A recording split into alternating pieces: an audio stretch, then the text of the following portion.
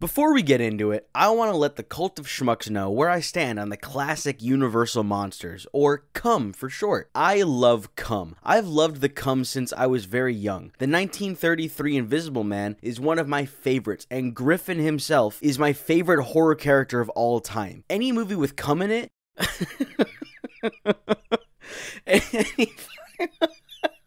Any movie with the cum in it that Universal puts out, I'll see it. Dracula, but it's a comedy about Renfield, I'm there. Frankenstein, but it's a girl named Lisa, I am seated opening weekend. Speaking of which, we have a movie to review. What's up, schmucks? I hope you're well, and I hope you're ready to discuss the latest from the dark universe.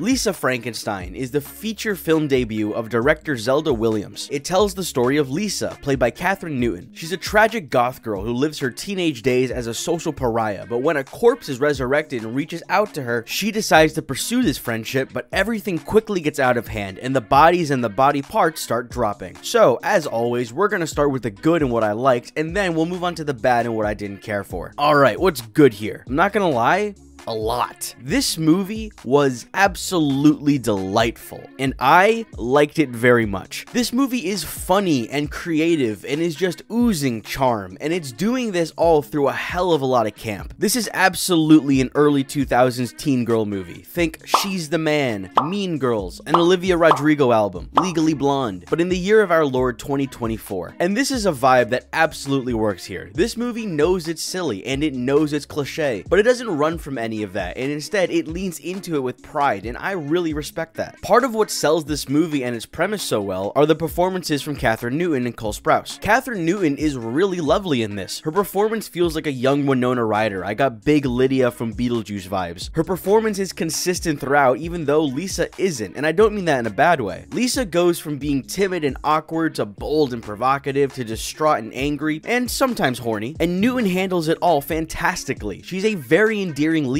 and I do look forward to seeing her in more stuff. As for Cole Sprouse, he's really good in this. I don't know a lot about Cole Sprouse. I think he was in Riverdale. I didn't see it, but his performance in this is really good. He's playing a non-verbal Frankenstein's monster, and he is surprisingly funny and very charming. He gets a lot across with just grunts and sporadic movement. Also, his chemistry with Kathryn Newton is wonderful, and they bounce off of each other really well, which isn't easy considering one of them doesn't talk. I also want to talk about Lisa Soberano, who plays Lisa's stepsister Taffy. Frankenstein does have an adopted sister in the original book, or cousin depending on the version, and in the book they end up getting married and then the monster kills her. It's a whole thing. Here, however, Taffy is basically the inverse of Cinderella's stepsisters, in that she is supportive and loving unconditionally. Taffy is easily the most endearing character in the movie. She's so lovable both as a character but also as a piece of the movie. She brings a lot of the movie's best laughs and provides one of the best performances too. She could have just been a stereotypical airhead, mean, popular girl, but they ended up doing a little more with her, and I really liked that. I thought that was really cool. And there's a moment where she witnesses something horrific, and Soberano's performance of a traumatized person who's shaking and tweaking at the slightest touch was great. It was really good. She looked like she was genuinely traumatized. She might not be the star of this show, but she is easily the brightest piece of it. I loved Taffy, and I loved Lisa Soberano's performance. She needs more horror movies in her filmography, and she needs them now. Even though this is definitely Newton and Sprouse's movie, there are third and fourth stars at play here. Zelda Williams' direction and Paula Hudobro's cinematography. I don't know if I said her name right. I'm sorry if I didn't. Their combined efforts bring a fantastic visual style to this movie, and also an immense charm. Every performance feels at home in a movie yearning to release in the fall of 2005. And while all the actors are talented, this vision from Williams really gets everybody where they need to be. Paula Hudobro's visuals are great. Some of it is really moody and gothic and creative and stylized and really fun.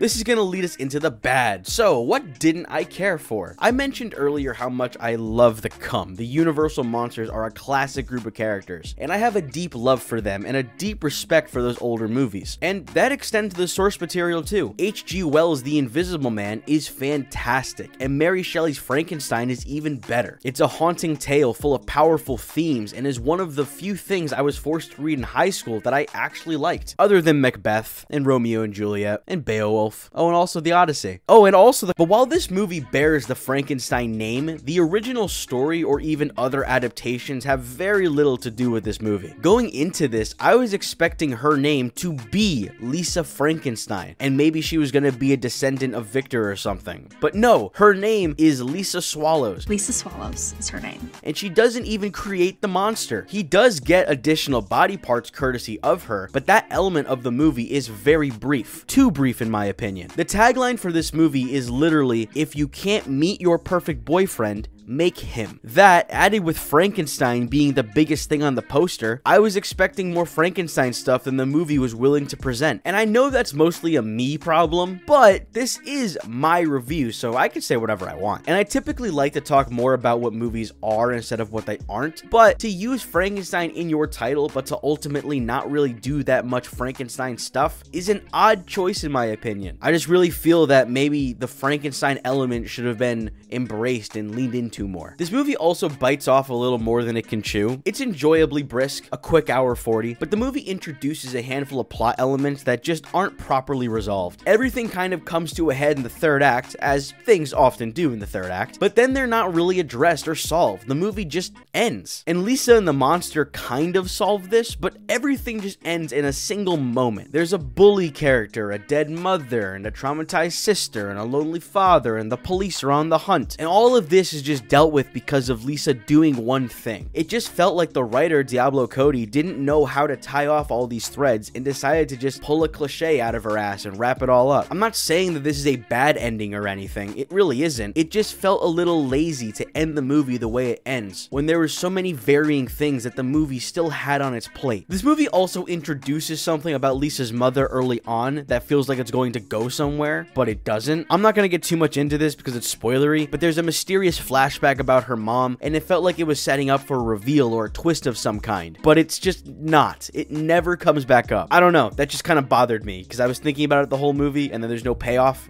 Whatever. Anyway, Lisa Frankenstein has the vibe of an early 2000s chick flick, but a good one. Like I said in the beginning, this movie is delightful. This movie is raunchy, visually creative, and a real honest-to-God blast. This movie is campy as hell, and you need to accept and embrace that to enjoy this movie. Luckily, while some people are afraid to be corny, I for one was born on the cob. The performances are strong, the comedy is consistent, and even though the Frankenstein elements are lacking, I'm still gonna count this as a win for the Dark Universe. Unfortunately, this movie is flopping, but if it wasn't, I could see a sequel titled The Groom of Lisa Frankenstein, and I bet the version of me in the universe where that movie exists is seated day one. Thank you for watching. I hope you enjoyed this video. Leave a like if you did, leave a dislike if you didn't, subscribe if you want to hear me talk about movies some more, and I will see you in the next one. Bye!